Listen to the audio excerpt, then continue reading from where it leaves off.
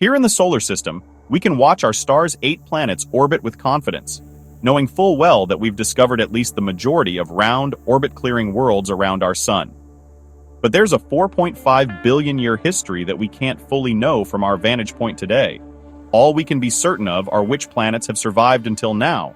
What about the worlds that were formed around our sun early on, and then ejected by some violent gravitational process? What about the worlds that would have been planets had they only formed around a star, rather than in the abyss of interstellar space?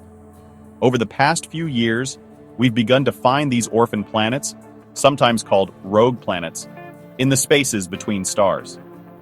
Based on what we know of stars, gravity, and cosmic evolution, we can make a ballpark estimate of the total number of planets in the universe, and it likely outnumbers our stars by anywhere from a factor of 10 to 100,000. Space is full of planets, and most of them don't even have stars. Over the past generation, we've begun to understand that stellar systems like our own solar system are the rule in the universe, rather than the exception. Studies of exoplanets have shown us, through both the transit method and the stellar wobble method, that not only do most, if not all, stars likely have planets around them, most of them likely have worlds with a variety of masses, sizes, and orbital periods around them.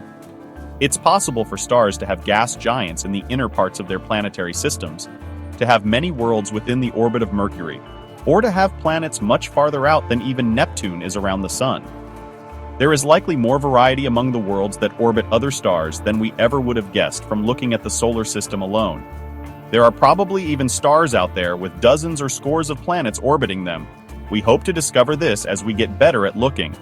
On average, we can say that there are likely 10 planets per star in our Milky Way galaxy, knowing that this is an estimate based on incomplete information. The true average may be a smaller number like 3 or a larger number like 30. But 10 is a reasonable ballpark based on what we know so far.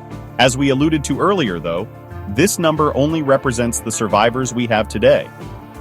Over the course of a stellar system's life, there are many worlds that are created but won't survive, intact, until the present day. Some will collide and merge with others, forming larger worlds.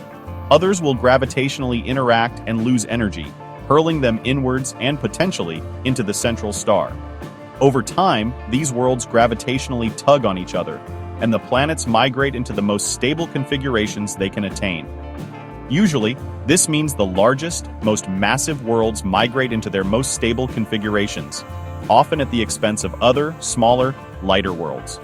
In the cosmic battle for planetary permanence, the most common outcome should be for the losers to get kicked out of the stellar systems that spawned them, and hurled into interstellar space. According to simulations, for every stellar system like ours that forms, there should be at least one gas giant and approximately 5-10 smaller, rocky worlds that are ejected into interstellar space, where they'll wander homelessly through the galaxy.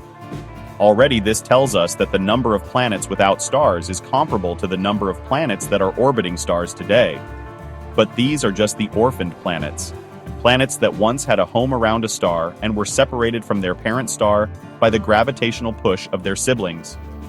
These are the cosmic Abels of the universe, being the victims of planetary fratricide. Yet, as numerous as these worlds are, with perhaps a few trillion of them wandering through the Milky Way, the vast majority of rogue planets never had parents at all. To understand why, we have to go all the way back to how stars first formed.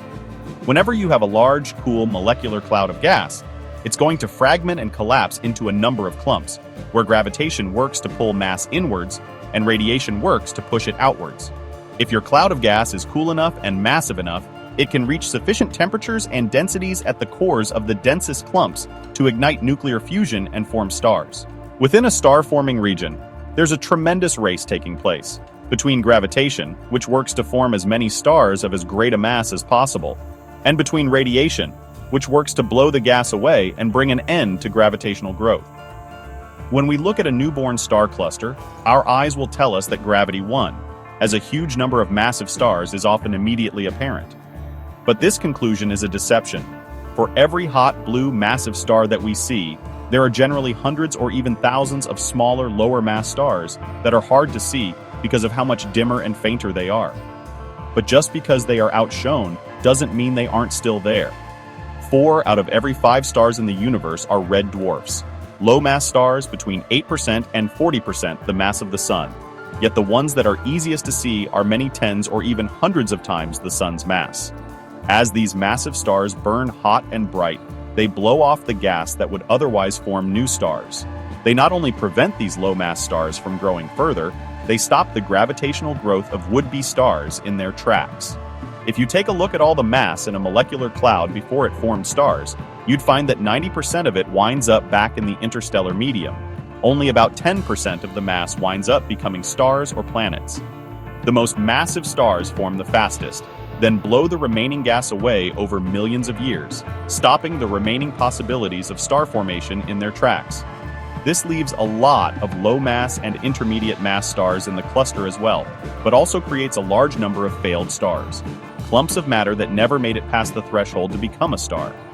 These clumps, despite never forming around a star, are large enough and massive enough to fit the geophysical definition of a planet. According to a 2012 study, for every star that forms, there are anywhere between 100 to 100,000 nomad planets that also form, destined to wander starless through interstellar space. Think about the fact that our own solar system contains hundreds or even thousands of objects that potentially meet the geophysical definition of a planet, but are astronomically excluded only by the virtue of their orbital location. Now consider that for every star like our Sun, there are most likely hundreds of failed stars that simply didn't accrue enough mass to ignite fusion in their core. These are the homeless planets, or rogue planets, that far outnumber planets like ours, that orbit stars. These rogue planets are exceedingly common, yet due to the fact that they're so far away and aren't self-luminous, they're extraordinarily hard to detect.